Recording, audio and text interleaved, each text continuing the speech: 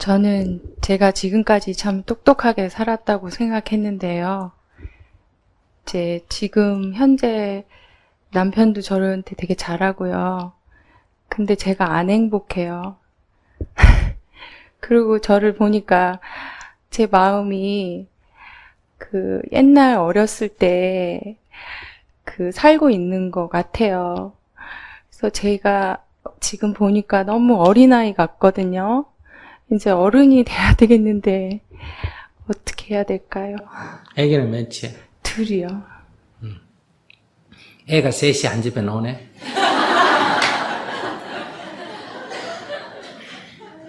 지금 절에 다녀야 안 다녀요? 정토에 나가는데요. 예. 절은 잘 못하겠어요. 왜? 너무 절을 힘들어요. 그래서 제가 하나 더 질문하고 싶은 건 절 말고 다른 방법은 없어요.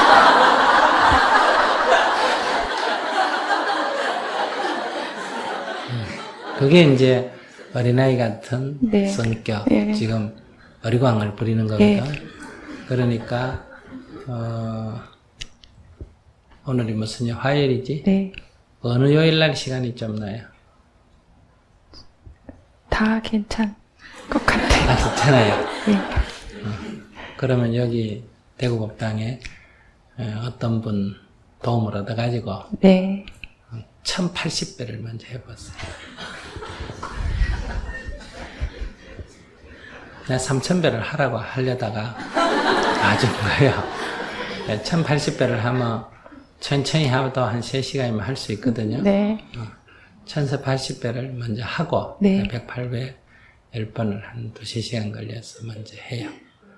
그러면 다리가 계단도 못 내려가고 후들후들 떨리고 그렇게 될 거예요. 그래도 상관하지 말고 몸져 누울 수도 있어요. 보통 사람이 아무것도 아니지만 본인한테는 엄청난 큰일이니까 일단 1080배를 해버리면 108배가 쉬워져요. 그러니까 어리광 같은 성격은 항상 내가 10원을 보시하기가 꺼려지면 100원을 먼저 해버리고 108배가 꺼려지면 1000배를 먼저 해버리고 1000배 하기가 가슴에 두려움이 있으면 3000배를 먼저 해버려야 돼. 이렇게 해서 자기의 그 한계, 안 된다라는 그 어떤 자기 생각 속에서 나는 여기까지밖에 못해. 난 더 이상 안 돼.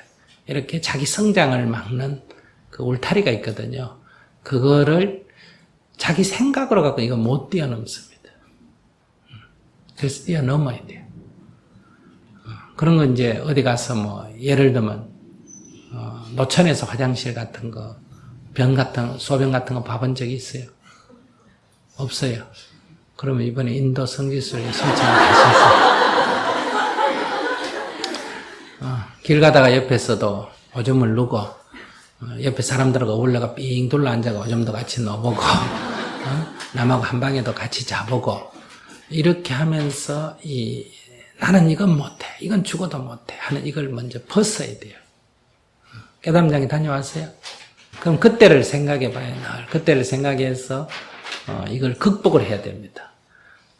안 그러면 늘 자기 이렇게 어릴 때 이거 어떤 생각 속에 갇혀서 살거든요. 그래서 첫 번째 돈 안 들고 제일 먼저 쉽게 할 수 있는 게 여기 108배나 3000배 정진할 때가 있거든요. 한 달에 한 번. 그때 딱 각오하고 참여해서 먼저 그렇게 극복을 해보고 그 다음 두 번째 매일 집에서 108배를 하고 그 다음에 세 번째는 참여를 할 때는 우선 남편한테 참여 기도를 하세요. 그렇게 하시면 개선이 좀 될 거예요.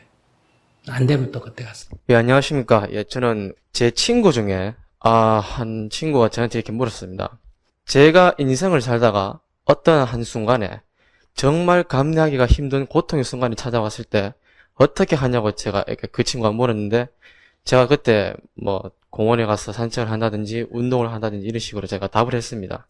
근데 그렇게 답을 하고 나서 집에 가도 생각을 해보니까 어떠한 이 고통이라는 게 얼마나 커야 진짜 감내하기가 힘든 고통이고 또 그런 고통을 그런 고통이 왔다고 하면은 또 어떻게 그런 걸 극복하는지를 잘 몰라서 하는데 스님께서 어떻게 생각하십니까? 아직 일어나지 않는 일이니까 미리 생각할 필요가 없습니다. 그때 그런 일이 닥쳐서 감내가 안 될 때 질문을 하십시오. 그래, 그 친구가 하는 말이 그 고통의 순간을 대비해서 항상 준비를 한다고 하더라고요. 내가 무슨 이 준비라고 하는지 모르겠는데, 그래서 제가 그 친구한테 그러면은 자기 인생에서 가장 행복한 순간이 찾아왔을 때 너는 어떻게 하냐고 하니까 뭐 그거는 그렇게 받아들인다 이러더라고요. 그러면은 이 상황에서 고통의 순간이 왔을 때 그냥 그렇게 받아들이고 넘기면 됩니까? 그러니까 어떤 지금 답을 줘도 그 순간에 오면 아무 도움이 안 됩니다.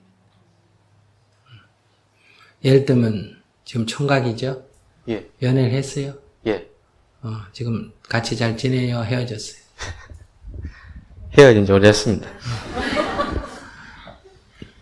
그때 헤어지는 그 순간에 미련이 남을 때 그 옆에 사람 조언이 별 도움이 됩니까? 안 됩니까? 안 됩니다. 그와 같습니다. 그러니까 그런 거를 이제 공상이라 그래요. 공상. 그 별로 도움이 안 됩니다. 만약에 내가 죽음의 순간이 온다면 나는 어떡할까? 그런 얘기. 왜냐하면 생각만 하지 무의식의 세계에서 나는 안 죽는다. 이렇게 돼 있기 때문에 그런 얘기 만 번 해봐야 소용이 없어요. 그래서 그런 것들의 실질적인 준비는 그런 거창한 생각을 하지 말고 지금 당장 부모님의 잔소리에 대해서 내가 초연할 수 있느냐? 내가 원하는 것이 안 되는 일에 대해서 내가 웃으며 넘길 수 있느냐? 요걸 갖고 먼저 실험을 해보십시오. 그게 되면 그보다 더 큰 일이 일어나도 될 가능성이 있고 이런 것도 잘 안 되면 더 큰 일이 일어나서 안 되는 건 너무 당연하기 때문에 그런 공상은 안 하는 게 낫다. 그래서 지금 내가 검증할 수 있는 걸 가지고 연습을 하는 게 훨씬 더 중요하다. 제가 어렸을 때부터 이렇게 첫인상이 별로 좋은 말을 듣지를 못했습니다. 그래서 이제 왜냐면은 항상 사진을 찍어도 어머니께서는 찍고 나면은 조금만 웃으라고 하는데 거울을 보고 노력을 해도 잘 안 되고 그래서 이제 그렇게 중고등학교를 보내고 이제 대학교에 가서 이제 선배들 손에 이끌려서 동아리를 이제 가게 됐는데 어떻게 보면은 대학교에서 이제 고등학교하고는 다르게 처음으로 많은 사람들하고 만날 수 있는 그런 자리인데 그런데서도 이제 말을 별로 못하고 그래서 제가 생각하기에 제가 첫인상이 안 좋은 게 아니라 첫인상도 안 좋지만은 이제 사람하고 어떻게 대화하는 그런 커뮤니케이션을 쓸 능력이 없어서 이제 제가 말도 못하고 그런 거를 같아서 이제 그 이후로부터는 이제 어디든지 뭐 찾아가고 그리고 제가 지난해 해외 봉사 활동도 제가 자진해서 다녀왔습니다. 그래서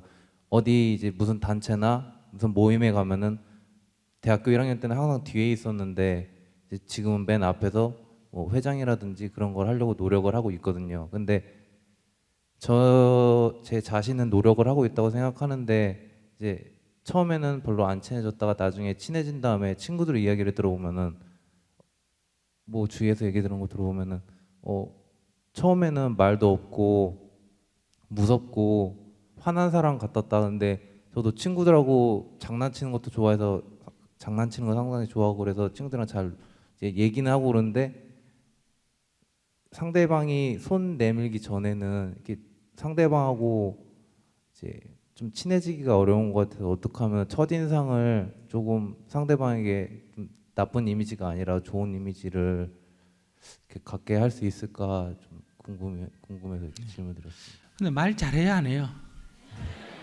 그래 아무 문제가 없어. 뒤로 한번 돌아봐요. 뒤로. 인상이 괜찮아요? 어때요? 인상이 괜찮아요? 별로요? 괜찮아요? 좀 시커멓긴 하다. 인상도 괜찮고 그 막 싹 그냥 뭐 딱 보자마자 사람들이 저건 호감형은 아니라 하더라도 그건 뭐 이렇게 이 뭐랄까 기분 나쁜 그런 형은 아니야. 괜찮아. 그러니까 자기가 목표를 너무 높이 설정해서 그래. 그래서 부담스러운 거예요. 그러니까 자기가 너무 자기 자신을 나는 이런 사람이 돼야 된다 하는 거 이런 걸 너무 높이 설정해 놓으니까 현실의 자기가 늘 불만족스러운 거예요. 그러니까 이 높이 설정된 거를 이거는 가요, 가짜요. 이걸 버리고 현실의 자기에 긍정해야 돼. 뭐 키도 이 정도면 됐고, 신체도 이 정도면 됐고, 생김새도 뭐 이 정도면 이목구비 또렷하고 됐고, 말도 이 정도면 됐고, 그래 남자 이 정도면 됐다. 이렇게 자기 긍정이 돼야 돼. 알았어요?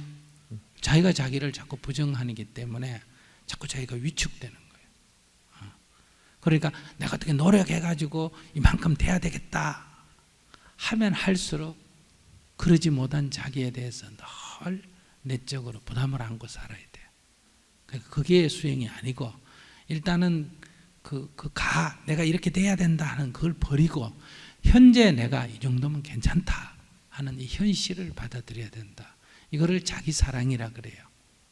자기 비하는 어디서 생겼냐? 이 가짜 자기를 움켜쥐고 이걸 진짜 자기라고 믿고 현실의 자기를 부정하는 거. 이게 자기 비하예요. 자기 불만족, 자기 불만. 그럴 때 이 가를 버리고 바로 현실의 자기 이거를 받아들이는 거예요. 그래서 이 정도면 됐어. 이게 자기 인정, 자기 사랑이라 그래요. 그런데 여기서 이제 조금 더 갈 수는 있겠죠. 그 목표를 저 멀리 정하지 말고 조금 더 이것도 괜찮지만은 그래도 말을 조금 더 이것도 됐지만은 조금 더 저렇게 한번 해보자. 이것도 됐지만은 조금 더 웃어보자. 이렇게 이것도 이 정도면 됐지만은 조금 더 건강해보자. 이런 건 돼요. 근데 지금같이 그렇게 높이 설정하면 멀쩡한 자기를 늘 이렇게 학대하다가 결국은 우울해지는 거예요. 그러니까 자기 만족이 있으면 얼굴이 밝아져요. 자기에 대해서 자기가 늘 불만족스러우니까 얼굴이 늘 어둡지. 알았어요? 안 그래도 검은 데다가 마음까지 어두우니까 그러니까 첫인상이 안 좋다 이런 소리를 듣지. 그러니까 마음을 항상 가볍게 가져야 돼. 어디 가도 꼭 앞에 써야 된다 이런 강박관념 가질 필요가 없어요. 그러면 뒤에 써 있을 땐 뒤에 써 있고 앞에 오라면 앞에 가고 뭐 회장하라면 하고 회장하지 꼭 내가 해야 되겠다 이렇게 너무 나설 필요도 없어요. 그러니까 삶을 편안하게 이렇게 접근하면 항상 얼굴이 밝아요. 그러니까 이 편안하게 삶을 받아들여야 돼요. 자꾸 남보다 앞서야 된다, 뭐 뒤처진다, 자꾸 이렇게 생각하면 자꾸 얼굴이 굳어져. 편안하게 그냥 이렇게 생활하면 얼굴이 밝아져요. 생긴 건 못생겨도 어때요? 얼굴이 밝아지면 뭐 달마대사 같은 거 보셨죠? 달마대사 얼굴 잘생겼나 못생겼나? 천하 못생겼지.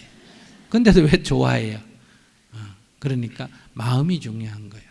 그러니까 긴장을 풀고 편안하게 긴장을 푼다는 거는 자꾸 경쟁하려고 그러고 앞설려고 그러고 잘날려고 그러고 이런 생각하지 말란 말이에요. 그래서 마음이 편안하면 얼굴이 저절로 밝아지고 얼굴이 밝아지면 사람들이 저절로 호감 있게 생각해요. 알았죠? 예, 감사합니다. 네.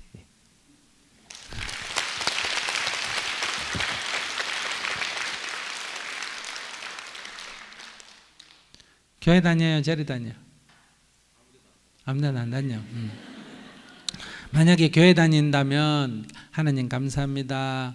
저는 잘 살고 있습니다. 이렇게 기도해야 되고 절에 다니면 부처님 감사합니다. 은혜 속에 잘 살고 있습니다. 이렇게 기도해야 되고 그냥 종교가 없다면 저는 잘 살고 있습니다.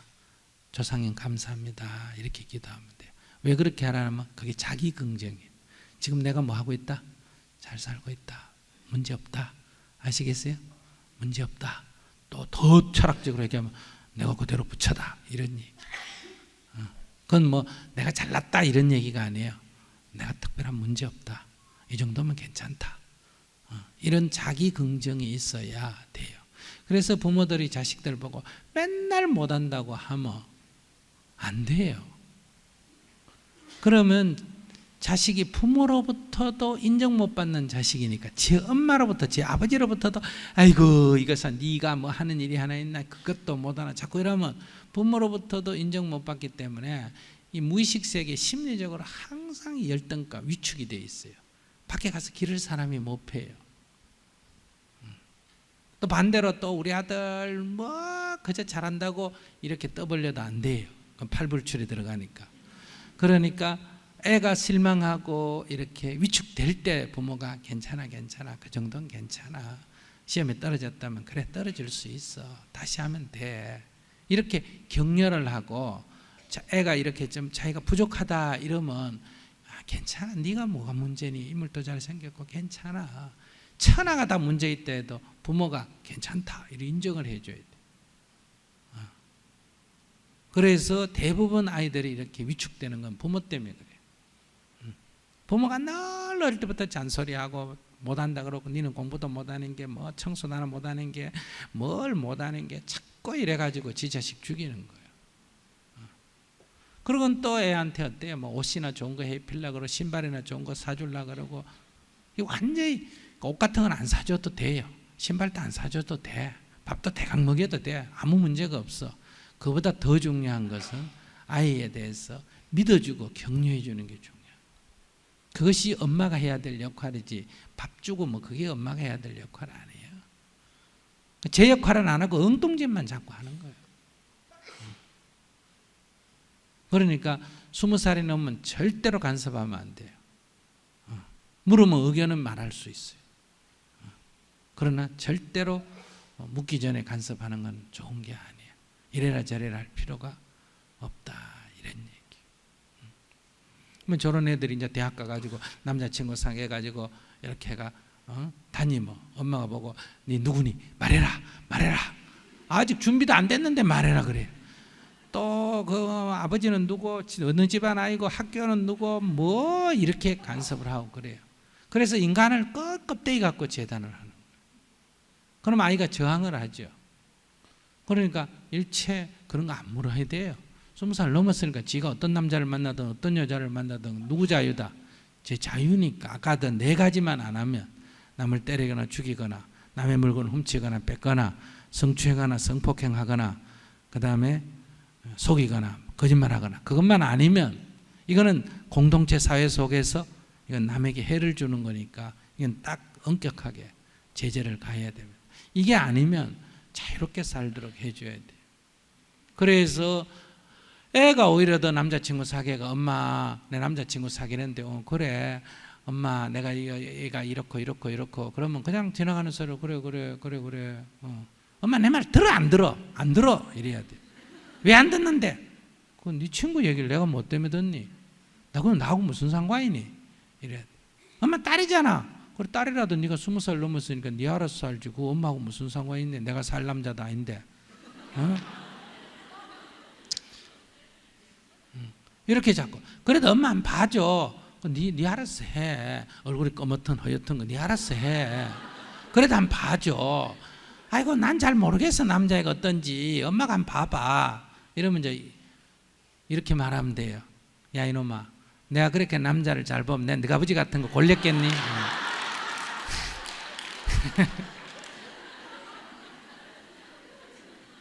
그래서 정을 떼야 된다 이 말이에요.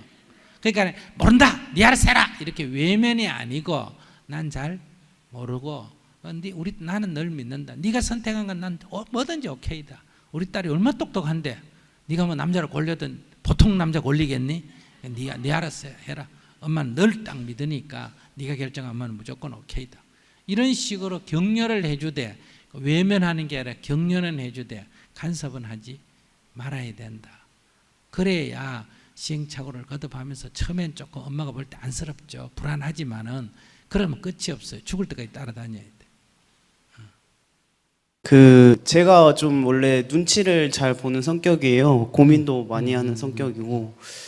그래서 언제부터 제가 이렇게 눈치를 많이 봤는지 모르겠는데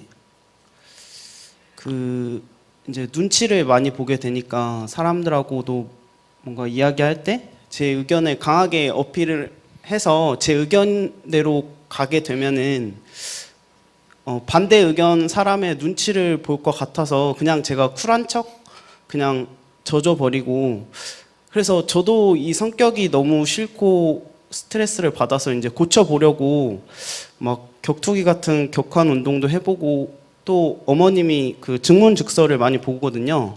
그래서 좋은 말씀 많이 해주셔서 이제 좀 더 멋있게 살아가보자 하는 생각으로, 이제 생각은 항상 이렇게 살아야지 하는데 막상 또 그 상황이 닥쳐오면은 저도 모르게 또 계속 눈치를 보고, 또 지금 사귀는 여자친구가 있는데 싸우다가도 이제 제가 충분히 화를 내야 하는 상황인데도 제가 눈치를 보게 되고, 좀 이런 게 너무 제가 스트레스더라고요. 그래서 고쳐보려고 했는데도 자꾸 저도 모르게, 그래서 제가 이렇게 제 감정이 조절이 안 될 때 어떻게 해야 되는지 좀 이렇게 배우고 싶기도 하고. 좀 집에 누가 엄마 아빠 중에 누가 가끔 화를 내고 성질을 부리고 그래요?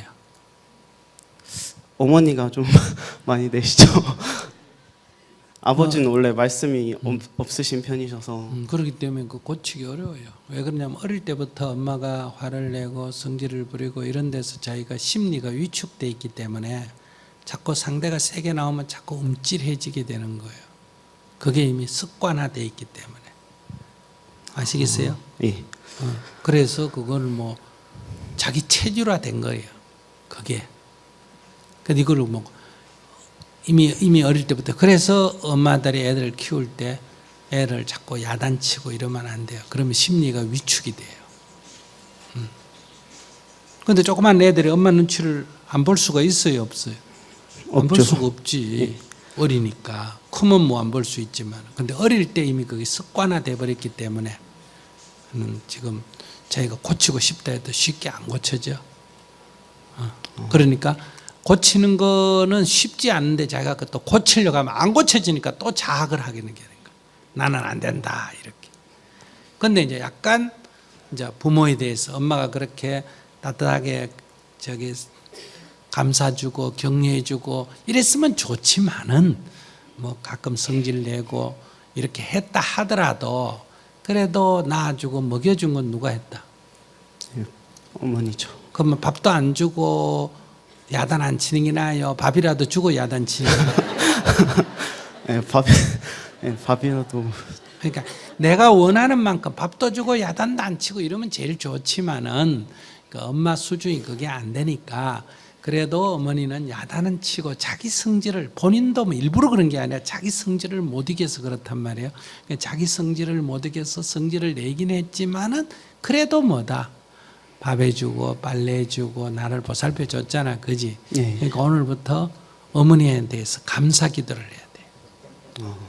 어머니 감사합니다. 저를 낳아주고 키워줘서 고맙습니다. 이렇게 자꾸 어머니에 대해서 감사 기도를 해야 자기가 어머니로부터 입은 상처가 치유가 되는 거예요.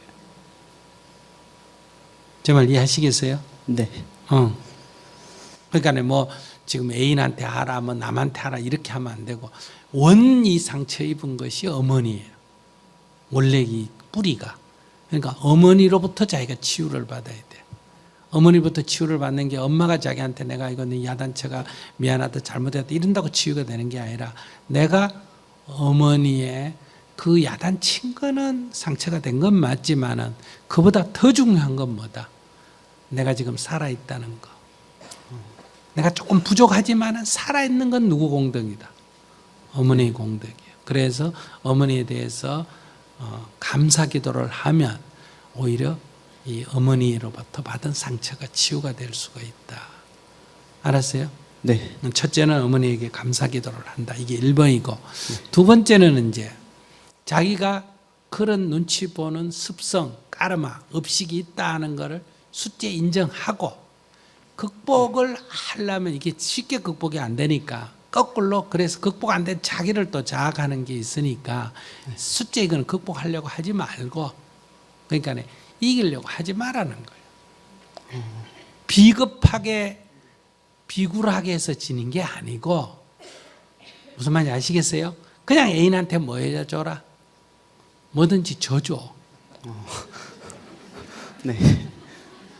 어차피 자기는 이길 수가 있나 없나? 없어. 이길 수 있으면 내가 한번 이겨봐라 이렇게 하는데 자기 이길 수가 없어. 왜냐하면 막 싸우다가 자기가 상대가 콱 나오면 자기가 막 자기도 모르게 생각은 화를 내가 이겨야지 하는데 이미 몸이 벌어 막 확 마음이 움츠러 들어가지고 꽁지를 내려버려. 엄마한테 야단 맞은 그게 습이 돼 있기 때문에. 그런데 이기려고 안 해버리면 그게 병이 안 생겨. 이기려고 하면 그게 장애인데 이기려는 생각을 안 하면 돼. 자기는 지금 어떠냐? 그래 움츠러들면서 속으로는 이겨야 되는데 이러니까 이게 고민거리가 되는 거야. 알겠어? 예. 그러니까 두 번째 기도는 뭐냐? 어머니한테 뭐 하고 그래도 낳아주고 길러줘서 감사합니다. 감사기도. 두 번째는 항상 지고 살겠습니다. 이렇게. 이기겠다고 하는데 지면 패배가 되지만은 이기겠다는 생각을 안 해버리면 패배가 있나 없나? 네, 없죠. 없어. 처음부터. 정말 무슨 말인지 이해하시겠어요? 네. 그리고 두 가지를 가지고 자기를 치유한다. 알았죠? 네. 자기도 일종의 그것도 이미 상처가 돼가 일부 병이에요. 근데 뭐 병원에 가서 그 정도는 치유 안 받아도 돼. 수행이란 건 자기 병을 자기가 치유하는 거예요. 어떻게 해야 치유가 된다? 어머니. 첫째, 예. 그래도 낳아주고 키워줘서 감사합니다. 감사합니다. 어머니한테 감사기도해야 되고, 두 번째는 앞으로 친구든 애인이든 부인이든 누구한테든 무슨 생각을 안 한다? 이길 생각을 안 한다. 네. 지고 살겠습니다. 이렇게. 그럼 비굴한 게 아니에요. 아시겠어요? 예. 내가 자발적으로 져주는 거예요. 그래, 네 이겨라. 그래, 네 이겨라. 이렇게 자발적으로 지면 지는 게 아니에요. 네. 알았죠? 예, 알겠습니다. 네. 감사합니다. 안녕하세요. 네. 제가 고민하는 거는 네. 제가 솔직히 행동이 좀 말썽이 좀 많았었어요. 그러니까 예를 들면은 제가 마음속으로는 막 이런 행동을 주의를 받으면 해야 된다 생각을 하는데도 그게 그 몇 시간이든 30분이든 지나면 똑같은 결과가 나타나니까 네 곳에서 제가 상처를 3개월 동안 많이 받았었거든요. 네. 배신도 당해봤고 이용도 당해봤고 좀 많이 안 좋은 취급을 가족들한테도 그런 취급을 많이 받았었어요. 그래서 그런 것 때문에 이 악물고서라도 공부를 해야지라고 생각을 하는데도 또 그게 또 안 되니까 그게 지금 몇 년째 계속 고민을 해왔었거든요.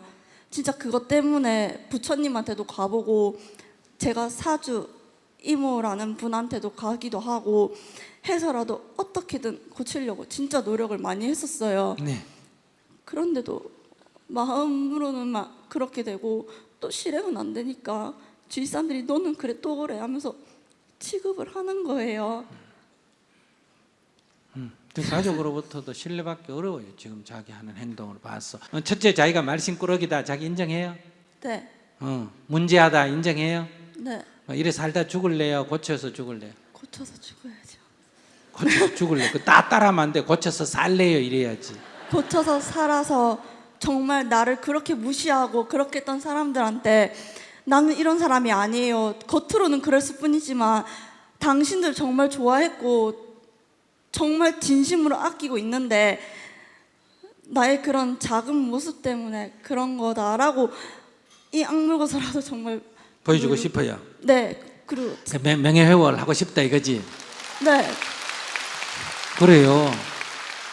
그러니까 드러난 꼬라지는 진짜 말썽꾸러기인데 저런 사람도 속에는 좋은 생각을 가지고 있고 지도 이런 나쁜 행동 뭐 말썽꾸러기 안 하고 싶다. 진짜 속에는 잘하고 싶은데 자기도 모르게 어때요?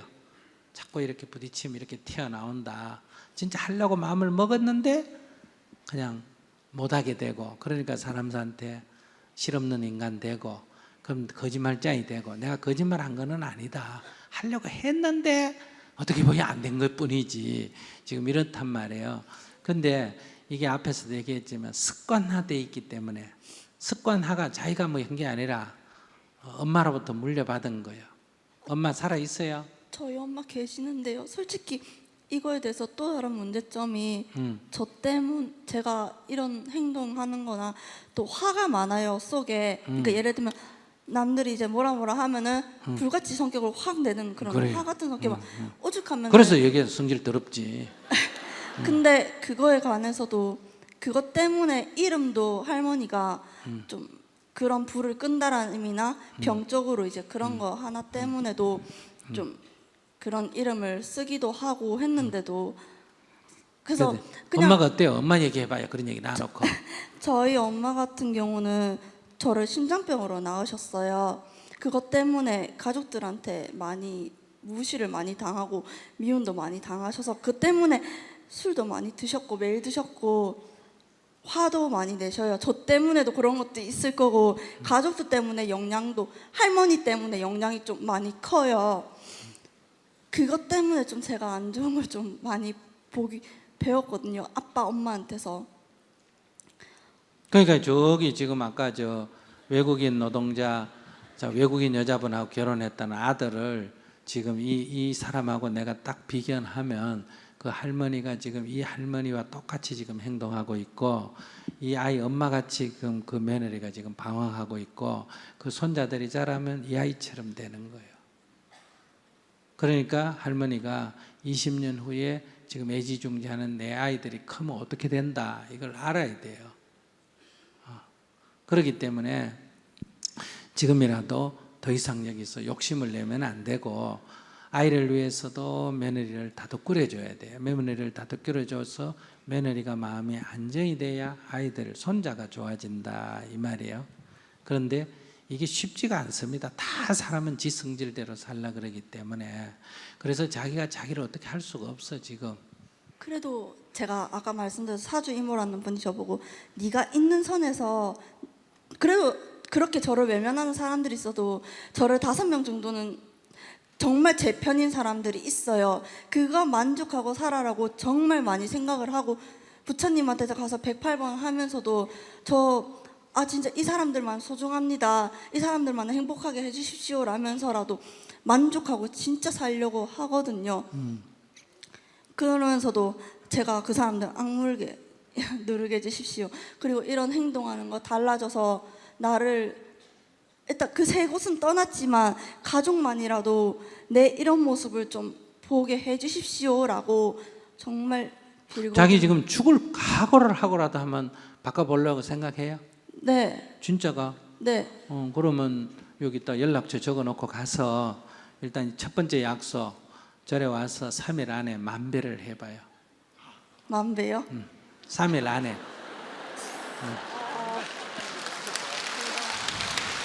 그러면 결국 2가지 길이 있는데 첫 번째는 하다가 중간에 성질이 나가지고 집어치우고 염주 던져버리고 절에 침 뱉고 나가버릴 가능성이 90%예요. 지금 해보면 안 해도 뻔한데 그런데 그거를 자기가 악을 딛고 그 불같은 거를 참아가면서 죽기 살기를 해가 그걸 뛰어넘으면 1단계를 지나가는 거예요. 108배 할 때도 겪었죠. 진짜 이거 내가 왜 하지? 근데 생각해보니까 내가 견디려고 하는 거잖아 하고서 그 정도는 아무것도 아니고 그러게요. 그러니까 1단계를 넘어가는 거고 이런 식으로 단계를 108번을 거쳐야 자기가 개과천선할 수 있어요. 이거 만배 한 번 하는 정도가 아니고 이렇게 집어 던지고 갈 수밖에 없는 그런 고비를 108번을 넘어야 자기가 사람이 될 수가 있지 그 전까지는 되게 어려워. 그럼 그 정도로 각오하고 인생을 덤벼야 돼. 지금 성질대로 하면 안 돼. 아무리 사람들이 그렇게 해도 내가 참아야 되는 거죠. 참는 게 아니라 그건 그 사람들 문제가 지 성질 문제라. 자기 성질. 그 핑계 잡고 자기 성질을 내는 핑계거리지 자기 성질 문제. 그 사람들은 아무 관계가 없어. 만배를 한다 하면 하다가 막 불같이 화가 나 집어 던지고 할 때 만배 탓이가 염주 탓이가 법당 탓이가 내 자신이요. 그래. 그럴 정도로 각오를 해야만 극복할 수 있어. 근데 내가 이렇게까지 얘기하는 거는 자기에게 장점이 딱 하나 있어. 자기 성질을 적임하다. 자기가 자기 성질이 더러운 줄 모르는데 자기는 자기 성질이 더러운 줄을 안다는 거.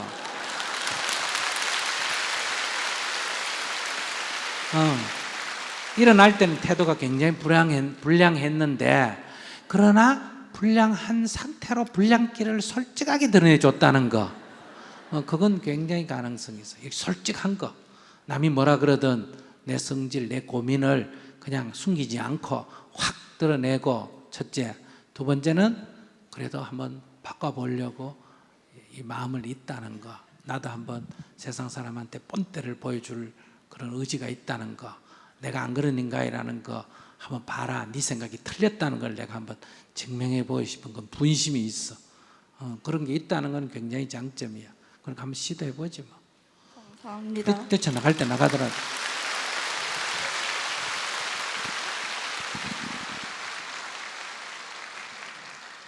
또 그 왕건이가 하나 있었네. 나는 일어날 때 저거 말썽꾸러기 저것도 시작해가 얘기가 길어지겠다. 딱 보고 이거 시간도 없는데 이런 생각했는데 그래도 아주 오늘 이 증문즉설에서 아주 모범적인 사람이었어요.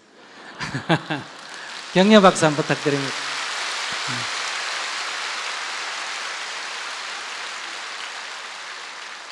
어떤 사람이 술을 먹고 비틀비틀 취해가지고 다녀요. 그래서 야, 네 술 취한 것 같더라. 무슨 소리야? 술이 취하기는. 이봐라, 내 쫙 걷잖아. 이건 진짜 취한 놈이야. 근데 너 술 취한 것 같다니까. 그래? 내가 조금 취한 것 같지? 안 그럴 때는 약간 어지러워. 이러면 덜 취한 사람이에요. 아시겠어요?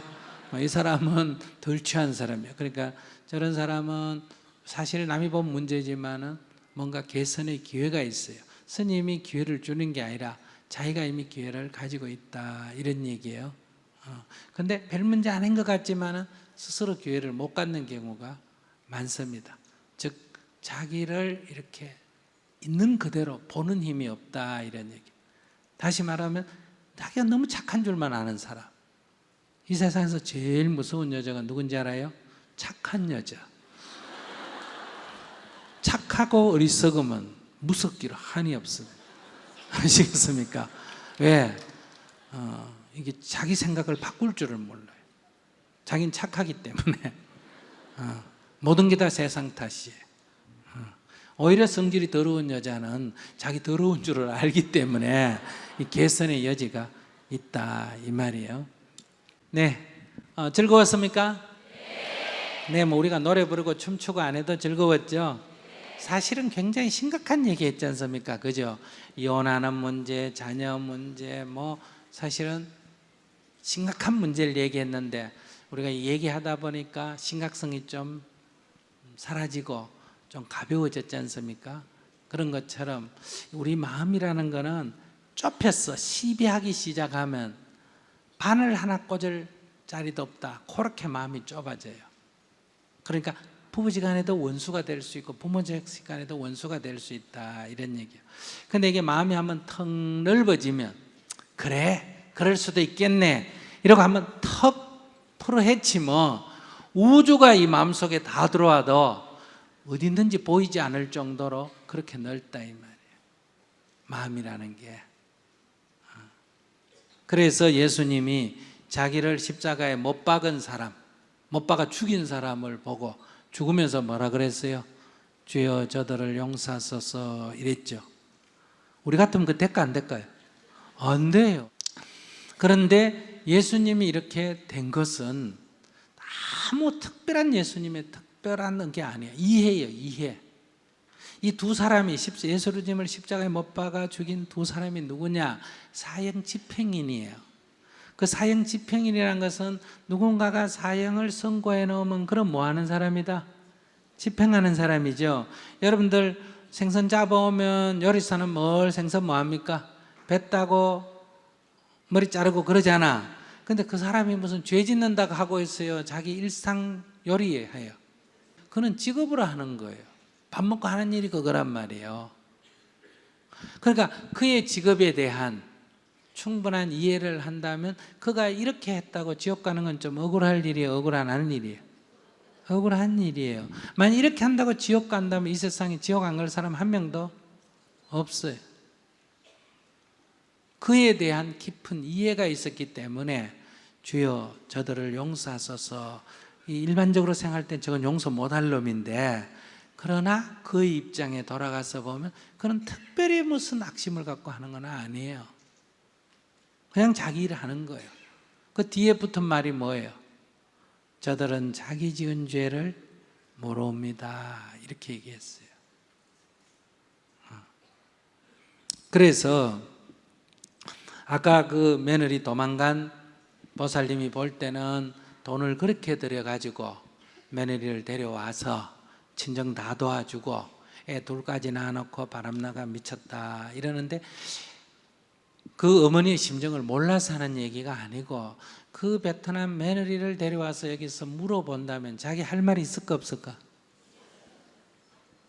아마 시어머니보다 더 절절한 자기 하소연을 할 수 있겠죠. 자기 고민을. 외국에 와가지고 20살이나 많은 남자하고 살면서, 그것도 시집살이 하면서 애 둘 키우면서 자기가 겪은 어떤 고뇌가 있을 거예요. 그걸 이해 못하면 지금 저렇게 악심이 드는 거고, 그걸 이해하게 되면 어때요? 우리는 또 다른 생각이 들 수가 있다. 그러니까 부처나 관세음보살이 어떤 특별한 존재가 아니고 바로 나와 다른 그를 인정하고 이해할 때 마음이 저절로 이렇게 일어나는 거다. 그러니까 북한에 하는 행동을 우리가 보고 저놈의 새끼들, 저런 놈들 왜 도와줘? 이렇게 생각하면 굶어 죽는 게 싸다 이렇게까지 가고, 저런 놈들 굶어 죽어야 돼 이렇게 되는데, 내가 배고픈 그 아이를 직접 만나서 그 아이의 처지나 그 가족, 자식이 굶어 죽고 어미가 국경을 넘어서 중국에 와서 숲속에서 덜덜덜덜 떨면서 두려워하면서 그래도 두고 온 가족을 생각하면서 담은 얼마라도 얻어서 돌아가려고 하는 그런 사람들을 직접 만나서 보면 이념, 사상 이런 건 다 없어지고 눈물만 나고 내가 뭔가 도울 수 있는 거 도와야 되겠다 이런 생각이 드는 거예요. 그거는 어떤 특정한, 그가 스님이라서도 아니고 불교인이라서도 아니고 사람인 이상 이렇게 되는 거예요. 그게 바로 우리가 이해라는 거예요. 이해 없는 사랑은 폭력이에요. 우리가 부모가 자식에게 사랑한다 하지만은 자식의 처지에 대한 이해가 없기 때문에 아이들은 죽겠다 그러고, 부부지간에도 마찬가지예요. 그래서 이 마음에 대한 이해가 좀 필요하다. 그래서 우리와 나와 다른 상대에 대한 깊은 이해, 그 이해의 기초를 둔 우리들의 애정이 있어야 그게 사랑이지, 이해 없는 사랑은 그냥 폭압적인 것에 불과한 거다. 그런 데서 오늘 우리들의 삶을 조금 한번 돌아보자 이런 얘기예요. 나만 옳고 항상 내 기준에서 보기 때문에 세상에 온갖 불만이 있는데, 그래 남편 입장에서, 아내 입장에서, 부모 입장에서, 자식 입장에서 보는 게 필요해요. 영준과 어제 갔을 때 며느리를 봐고 애가 있는데 어디 가서 점집에 가서 물어봤더니 집에 애군이 있다고 뭘 방서를 써줬어요. 그러니까 뭐 건강인가 뭔가를 늘 집에 털어놔야 된다고 해서 이 시어머니가 또 한 번만 이런 게 아니라 이런 걸 굉장히 좋아해요. 자기 얘기 갑디다. 이런 걸 좋아해서 그래서 털어놔라 그랬는데 며느리가 그 매일 집에서 털어놓는 걸 안 했다는 거예요. 그런데 교통사고 나가지고 아들이 죽었어요.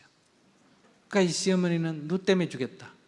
이 며느리가 내가 방서를 써줬는데도 안 지켰다. 그러니까 이 분을 못 이겨가지고 막 보면 막 눈이 뒤집어진다는 거. 그런 이제 해서 상담을 했는데, 증문즉설을 했는데 그 저 뒤쪽에 며느리가 와서 듣고 있었어요.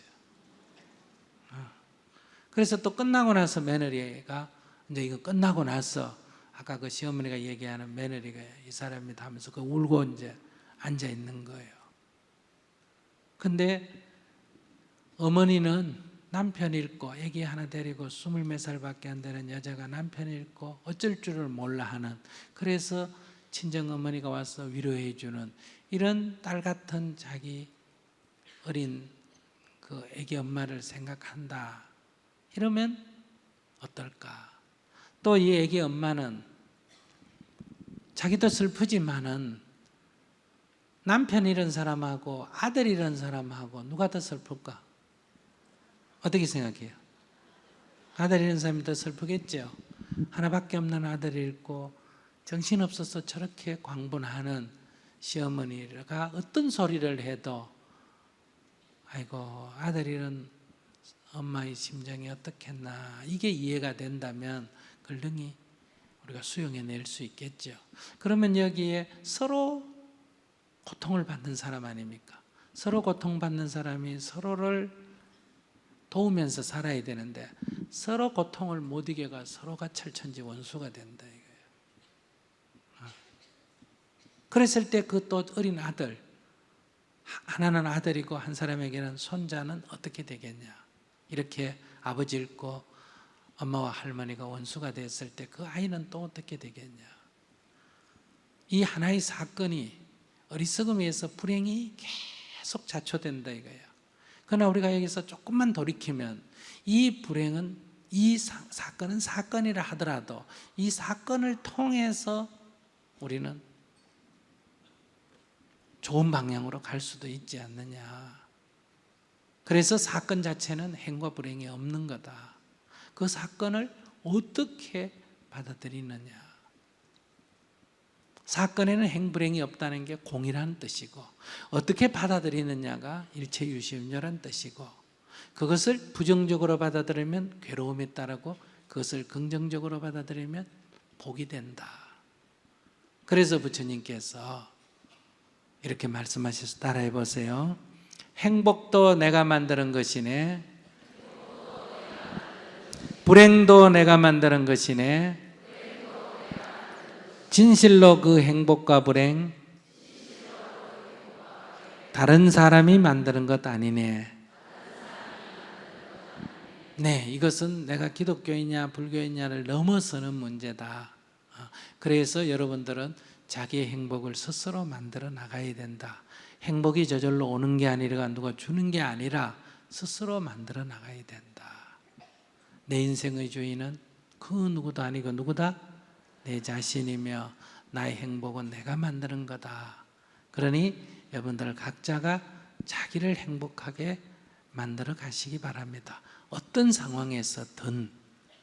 이게 이제 첫째 수행적 자세고, 그 다음에 타인에 대해서 우리가 보면 똑같은 사람이라 하더라도 주위에 주어진 조건들이 좋으면 어때요? 그 사람도 덩달아 좀 좋아집니까? 안 좋아집니까? 좋아지죠. 그래서 우리가 꼭 모든 건 다 개인 책임이다 이렇게만 돌리면 안 돼요. 우리가 사회적인 조건을 좀 개선해 줘야 된다. 이걸 우리가 정토 건설이다, 정토다 이런 말이에요. 사회적인 환경이 좋은 사회를. 그래서 상구벌이 스스로는 깨달음을 구해서 부처가 되고 하와 중생 아래로는 주위를 좀 더 우리가 사는 세상을 좋은 사회로 만들어서 많은 사람들이 좀 더 행복하도록 살도록 만들자. 즉 개인 인생에 대한 책임, 사회에 대한 책임이 있어야 된다. 그래서 우리가 사는 나뿐만 아니라 우리 사회를 좀 더 행복한 사회로 만들자. 이게 우리가 지금 하는 희망세상 만들기 운동입니다. 한번 따라해 보시기 바랍니다. 내가 희망입니다. 내가 내 인생의 희망입니다. 내가 우리 가족의 희망입니다. 내가 우리 사회의 희망입니다. 내가 우리 민족의 희망입니다. 내가 이 지구의 희망입니다. 지구의 희망이라는 것은 지구를 오래도록 보존하고 우리 후손들이 살아갈 수 있도록 환경 보존하자는 얘기고, 우리 민족의 희망이라는 것은 다시는 이 땅에 전쟁이 없도록 그리고 나아가서 통일이 되도록 하자는 얘기고, 우리 사회의 희망이라는 것은 우리 사회가 공정한 사회, 정의로운 사회, 그리고 안전망이 구축된 그런 사회를 만들자는 얘기고, 내가 우리 가족의 희망이라는 것은 부모는 원망하지 말고 부부는 사랑하고 자식은 자립하도록 키우자, 이런 얘기고, 내가 내 인생의 희망이라는 것은 내가 내 인생을 행복하게 만들자, 이런 얘기예요. 그걸 10가지를 나눠서 하니까 따라하겠습니다. 희망 세상을 만드는 10가지 희망 실천. 내 인생의 주인이 되어 행복하게 살겠습니다. 부족한 줄 알아 매일 108배 참회의 절을 하겠습니다. 부모님께는 다만 감사한 마음을 내겠습니다. 남편과 아내에게는 사랑하는 마음을 내겠습니다. 자식은 사랑으로 보살피되 자립하도록 키우겠습니다. 세상의 주인이 되어 정의로운 사회를 구현하겠습니다. 하나뿐인 지구를 살리기 위해 쓰레기 제로 운동을 실천하겠습니다. 굶주리는 북한 어린이를 돕기 위해 하루 1,000원 이상 기부하겠습니다. 한반도의 평화와 통일을 위해 통일 의병이 되겠습니다. 나라의 주인으로서 꼭 투표하겠습니다. 네, 감사합니다.